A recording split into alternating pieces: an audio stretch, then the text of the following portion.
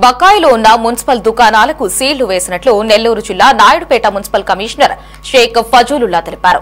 మున్సిపాలిటీకి సంబంధించిన నేదురుమల్లి జనార్దన్ రెడ్డి దుకాణాలతో పాటు ఇతర ప్రాంతాలలో విస్తృత తనిఖీలు నిర్వహించారు. ఏడాదికి పైగా అద్దెలు చెల్లించని లీజుదారులకు హెచ్చరికలు జారీ చేశారు. అంతేకాకుండా ఆ దుకాణాలకు సైతం సీళ్లు వేసి కొద్ది రోజుల్లో బకాయిలు చెల్లించాలన్నారు.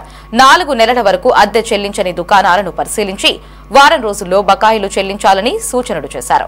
సుమారు 90 లక్షలకు పైగా బకాయిలు పేరుకుపోయి ఉన్నాయని, వాటిని వసూలు చేసే చర్యలు చేపట్టామని ఫజూలుల్లా వెల్లడించారు.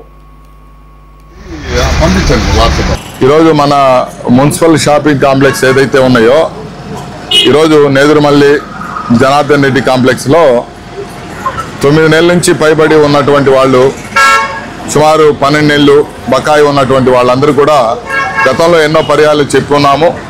అయినప్పుడు కూడా నోటీసులు ఇచ్చినప్పుడు కూడా వాళ్ళు ఖాతరు చేయక మరి నెలల తరబడి మరి పెండింగ్ పెట్టినటువంటి అమౌంట్ చాలా ఉంది. మరి ఈరోజు ఈ నేదురుమల్లి జనార్దన్ రెడ్డి షాపింగ్ కాంప్లెక్స్ సంబంధించినటువంటి బకాయిదారులు ఎవరైతే ఉన్నారో వాళ్ళందరూ కూడా సీల్ వేయటం జరిగింది. వాళ్ళు డబ్బు కట్టిన తర్వాత సీల్ తీయటం జరుగుతుంది. అదేవిధంగా 2, 3, 4 నెలలు ఉన్నటువంటి వాళ్ళు కూడా ఈ 2 రోజుల్లో వాళ్ళు కట్టని పక్షంలో వాటిని కూడా తాళాలు వేయటం జరుగుతుంది.